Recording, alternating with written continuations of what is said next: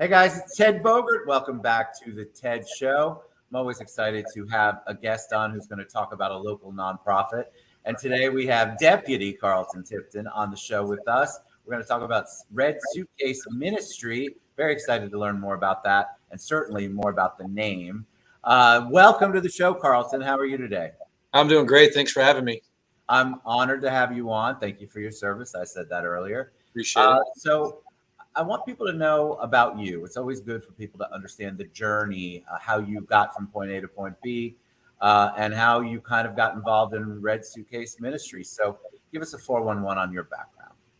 Okay, well, going way back, I am a native Floridian. There's not many of us that are native to Florida at my age. I'm in my early 50s. My father came down in 1967 I live in the Orlando area, and he came down here as one of the original college professors for Seminole State College. Back then it was called Seminole Junior College. And I was born a year later, and then I spent my childhood in Sanford. Attended all the Sanford area schools. Again, my father was a professor. He actually was a professor at Seminole State College, Rollins College, Nova Southeastern. I fell in love with football. I went off and played some college football in Kentucky, small school called Kentucky Wesleyan College. And I spent 4 years there. I got my degree in criminal justice. At an early age, I knew I wanted to get involved in law enforcement. And I wanted to become a Sanford police officer, but when I came back in 1990 after graduating from college, the Seminole County Sheriff's Office was a better fit for me. So I was hired in February of 1991 as a sheriff's deputy. I fell in love with the profession. I was on midnight shift for about 6 or 7 years. Wow. At the same time I came back and got hired, though, I also wanted to continue my football because I loved football. And I got plugged into Sanford Pop Warner. I started coaching the youth football in Sanford while I was a deputy. And then at about the 6 or 7 year mark of my career, I got transferred into the juvenile division because of my work with kids. I've always loved working with kids, with coaching. And I got put in the juvenile division. I spent a year in juvenile probation as a probation supervision deputy. We started a brand new unit called the Intensive Community Supervision Unit. I did that for about a year. Had recently got married. I had 2 stepsons, had a daughter. That job was just a little bit kind of stressful for a young family. So at that time I transferred into the DARE program, the Drug Abuse Resistance Education Program. Just loved that. I fell in love with the DARE program, did that for about 4 or 5 years. Then I transitioned into high school coaching at about the same time. I did the Pop Warner for about 10 years. I've always been a cop and a coach. That's why I got a lot of times I'll say a coach cop coach on all my stuff. So I've been both the same amount of time. I love it. So I started my high school coaching career at Lake Mary High School, and then about a year later, I transferred in as a school resource deputy in 2002. So that's where I'm at now. I'm at Lake Mary High School. I've been here for almost 20 years. What happened was, after starting my career in 2002 as a coach, high school coach and a school resource deputy, in 2016, I did my 25 years and I was ready to retire. And I did. February of 2016, I retired from law enforcement, and I was still coaching, and I wanted to stay in the high school. So I became a high school teacher. Did you really? I became a high school teacher. Yeah, I come from a family of teachers. Like I said, my father was a professor. My mom was a teacher. Both my sisters are teachers. So it's kind of in my blood to teach. And being a DARE officer at that one point was pretty much teaching as well. So I started off at my alma mater at Seminole High School, and I was coaching football there. I became a environmental science teacher. And, I didn't feel like I was a good fit there. So I said, well, I don't want to give up on teaching. So let me go back to Lake Mary High School. Let me teach what I really want to teach, which was history. So the next school year, this would have been 2017, 2018 school year, I became a history teacher at Lake Mary High School, back where I'd spent my 15 years prior as a school resource deputy. Did that for halfway through the year. I was like, no, this teaching, it's easier to be a cop than a teacher. This is tough. This is tough. That I believe. Yes. So that Christmas time, I got with my captain, and they were actually putting 2 deputies into Lake Mary High School because previously I was the only deputy there. but because of the state mandate after the Parkland Douglas shooting, they wanted 2 deputies in most high schools. So he said, yeah, come on back. And so May of 2018, I got rehired for my second career, my second stint in law enforcement. And I got reassigned to Lake Mary High School, and I've been here ever since. What a full circle, basically. You Sorry, came it's a in. bell. I know. That's okay. I love the fact, first of all, that is funny that going back to being a deputy was easier than being a teacher. I love that. I think that teachers are underrated, underpaid. I also think that about deputies too. But I feel like that is such a cool thing to have both of those backgrounds and be able to serve your community. What, for people who are listening, and we're going to get into Red Suitcase Ministry, what should people know about being a deputy? I ask this whenever I've had Sheriff Lima on. What is it that people don't understand about what you do that you wish the general person in the neighborhood should know? Well, I think a lot of times a lot of people, especially in the little rougher areas, they just see us as a uniform and a badge. They don't really look. So I believe if they would get, the areas where we patrolled or the road patrol, if they get to know who we are, because most, if not such a high percentage of law enforcement officers are really all about helping people. Yes. It really what it comes down to, putting our lives on the line, putting our, everything on the line just to help people, whether it be something majorly serious as life and death situation, or even just helping somebody. A lot of times law enforcement officers will be involved with helping an elderly person that maybe even like something's wrong with their house, like they got to fix something in their house, and they take the time to do that even on or off duty. So just that law enforcement officers in general are just about loving on people, helping people, and in any way we can. So that's what I think that general public kind of really should know about us. Not about power, not about force and this and that. It's really about just the love of community and being a force for good in the community. Every police officer, deputy, sheriff I've ever had the pleasure of knowing, being friends with, talking to, it's all about that giving back and that loving on people and protecting people. And I think it's such a huge sacrifice. So again, thank you, because I think we need to educate people. They need to stop watching some of the television shows. They also need to stop listening to the people who scream the loudest, because you guys do such an amazing job every day. So thank you. All right, let's talk about Red Suitcase Ministry. I love a good name. So Red Suitcase has to have some sort of background. So tell us about the background and tell us about the nonprofit. Yeah, I would love to. July of 2020.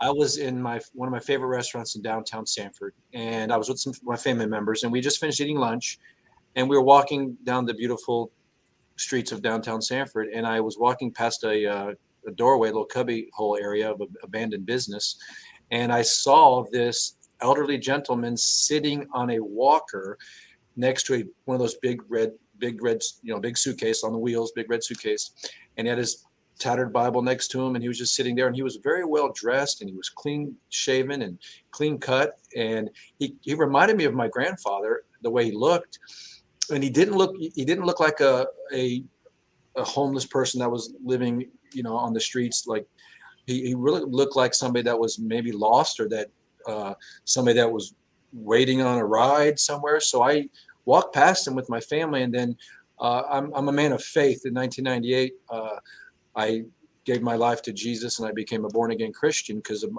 if you were here in that time frame, in 1998, my father was tragically killed. Sorry, school bell. My father was tragically killed in the tornadoes that ripped through Sanford in 1998.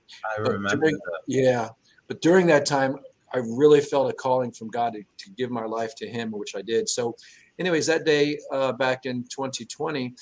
I walked past this gentleman, and I was just led like a divine intervention. God just kind of told me to go back to talk to him. So I went back, and I just simply said, "Hey, are you okay? Do you need anything?" And he was like, "Oh no, I'm fine. He was very stoic and very guarded. And he's like, I'm fine. I've been living on these streets for 2 years. I don't need any help. I'm good. And I was like, well, okay. I didn't know if you were waiting on a ride somewhere because I can help you out. And he goes, no, I'm good. I get disability and I get VA benefits. And I was like, oh, you're a veteran. He goes, yeah, I was in the Army. I got drafted by John F. Kennedy in artillery, U.S. Army. And so I was like, oh, okay. Well, I said, well, maybe I can help. So my thought process was, maybe I can just find this guy a room to rent. I said, well, how much can you afford? I can afford $400 a month, but nobody wants to sell me a room for $400 a month. So I got to live. I'd rather just live on the streets. And so I was like, no, there's no way. This guy, I can find somewhere for him to live for $400 a month. I know. So, so I took a picture of him. He didn't even know it. So I took a quick picture with him next to his red suitcase, and I got back to my truck, and right away I put that on Facebook. And within moments, people started contacting me. We want to help. We want to donate. We want to help them. I was like, well, I'm looking for, if you have a room to rent for $400 a month. And people wanted to give money. And I was like, okay, well, all of a sudden I got this connection from this couple called Tom and Penny Shipe, who run a nonprofit, Jesus Over the Road Ministries, out in Sanford, and they renovate RVs. And they actually, I called her like within an hour, and they had just lost a 80-year-old veteran, because this man I just met named Richard was 80 years old.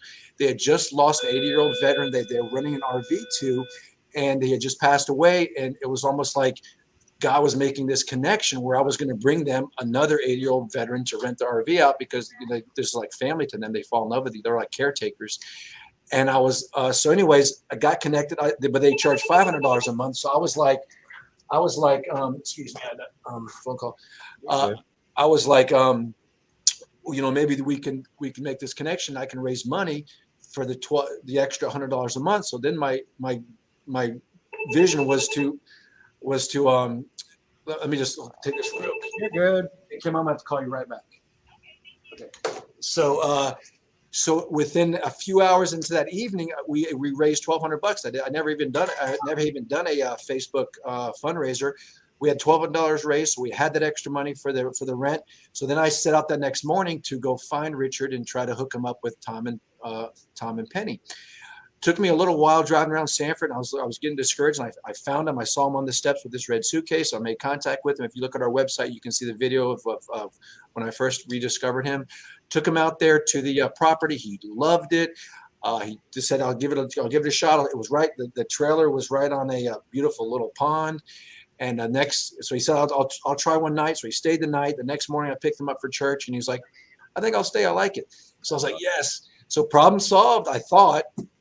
Well, next thing I know, as the days pass, these people start donating money. It was like getting into the thousands. Within a week, we had almost $20,000 raised for this veteran. And the news channels were picking it up, and Channel 9, Channel 2, Channel 6, Channel 35, they came out, started doing stories on us. And I was like, what am I going to do with all this money? And it was almost like God said, buy him a new trailer, because the RV he was living in was very old and small. And so let's buy him a bigger RV. So we set out the next couple of days, and almost again, like God led us to this Vietnam veteran that was living in Kissimmee. His mom had just passed away. He had this beautiful 30-something foot, just a few-year-old RV. We went out. I took Richard out there. We fell in love with it. And the guy said, God told me to hold this for you guys for some reason. I could have sold it for more money to other people, but I feel like it's for Richard, a veteran to a veteran. And so we purchased that. We got it delivered, and we had the news cameras out there, like a ribbon cutting ceremony. And next thing you know, I was sitting there getting interviewed by Channel 35, and I was like, hey, this is an amazing story of the love of people, the love of God. You had this veteran living on the streets out of this red suitcase. I turned to this red suitcase, and now look at this. And I turned over here, and there's this beautiful RV. Within a week, what can God do? What can people do? And then I kind of spoke this out. I said, well, maybe I'm supposed to do something bigger. Maybe God wants me to start a foundation or a ministry called the Red Suitcase Ministry to help people. And I spoke that out. And then here we are 2 years later. There are so many beautiful things about it. I'm also a man of faith. I talk about it on the show a lot. I think that when God has an idea, it's going to get implemented, and he's going to hook you up whether you're ready for it or not. And what a beautiful story, though. And Richard is the red suitcase guy. So now I know. I love that. And I think it's such an underserved need in the community, because we have so many veterans. We have so many people on the street. We have so many veterans who do have money coming in, who do have some ability, but because of the insane affordable housing issue that we have, it's just almost impossible for them. Yeah. And there is a lot of pride, and I understand that. And so you get tired of asking for help and getting turned down. And so it's very demoralizing, and it's very hard on all of the people who are out there on the streets trying to figure out how can I get in to a place. And so I want to encourage anybody who watches those people on the streets to remember that they either are trying or at one time were trying, and the system just was not there for them. So where are we at now? Tell me about Red Suitcase Ministries now, because obviously you've grown. Yeah, well, that was like I said, July, August of 2020, and then March of 2021. God gave me this amazing team of people that are my friends, that are all. We have a pastor, we have a business owner, we have a school administrator. All these different people came aboard. My daughter, like 6 or 7 people, that we formed a board. We incorporated. We became a 501c3 nonprofit. We created this amazing website. You see it there scrolling at the bottom of your screen. Our Facebook page is really where we put a lot of our well, anyways, what we started off is we call them community blessing missions, and we started with we would get a referral in through our website or through Facebook, and then we would vet it, and then we would take on this community blessing mission. And it started like in April, I think, or June of 2021. And our first one was helping this family that was down on their luck. They had a farm and their air conditioner went out. We started off with blessing them and getting their air conditioning fixed. That was blessing mission number 1. All the way up until right now, we are on blessing mission 50, about to hit our 50th milestone. And we've done God has done amazing things. We've been on the news several times. We've had a single mom with 4 kids that was living with nothing in an apartment. We were able to furnish her whole apartment. We were able to, another family took in, I think, 3 foster kids. We were able to get 6, they had a total of 8 kids. We got them 6 or 8 sets of bunk beds. We've done a renovation of a man that had was getting a lot of fees from a city for the code violations. We redid his AC, his yard, his garage door. We've done we've given away, I think, on 4 cars now to single moms. Wow. That had no means of transportation. We've given a van away to a women's receiving addictions facility that was in need of a van. We got them a vehicle. So if you look at our website or our Facebook page, you'll see all these amazing videos of how God has used us to bless those are burden. Our mission verses comes from Galatians 6:2. It says, bear the burdens of each other, thus fulfilling the law of Christ. So that's kind of our mission verse that we're just kind of Red Suitcase Ministry. What we are is we're just a group, an organization that finds a need in the community, of somebody that's burdened in the community. A lot of it's single moms. And whatever that burden, that need is, we try to match it with people out that want to help, that want to bless, that want to get involved, that just don't know how. And we're just that organization that connects the need with the people that want to help. And a lot of times we just do it through, we don't have any kind of grants, we don't have any kind of government money. We just fundraise on Facebook, and God always provides, and we always are able to meet. There's only 1 mission out of 50 that we haven't been able to meet yet. That's a $40,000 mission of a woman that needs her house redone. We're not giving up. We're believing as we grow, we can maybe start applying for some federal grants. We can get money in that way, and we just want to. And one of our big visions that God gave me is there's a church in Los Angeles called the Los Angeles International Church that has this dream center, that they made this old hospital into this dream center, that they take in homelessness and addiction, addicts and families and veterans and education, and they feed the community. And it's called the Dream Center. It's huge. And one of our visions one day is to get big enough where we can take over a abandoned hotel here in Sanford, or there's the old New Tribes Mission building on the lakefront, and just take that over and make our own little dream center here. We can help with all these issues, especially addictions and homelessness that plague our community right now, and just be like a center where they can be healed, saved, and delivered from these things. So that's our long-term goal. We'll keep doing what we're doing. We'll keep taking in burdens. We'll keep taking in people that need help, and we'll do our very best to, if there's a need, we'll try to meet it. If there's a wound, we'll try to heal it. And we'll just keep doing that. And until God gives us more, we're open and we're asking for more. We want to do more. And so that's kind of where we're at right now. It's beautiful. I know that the website is scrolling across the bottom, Red Suitcase Ministry.com.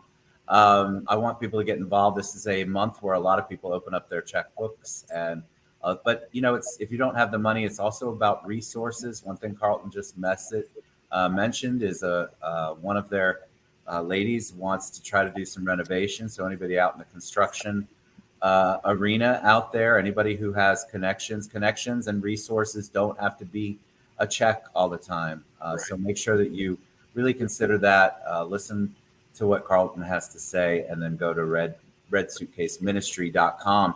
Carlton, I love to ask the story because in my mind, people like you are a hero. When I say the word hero, who's the first person who comes to mind for you? Jesus Christ would be the number one person that comes to my mind, and my father. My father. Tell me why. You can tell me why. Well, of course, Jesus, because of what he did for us on the cross. But my father instilled in me.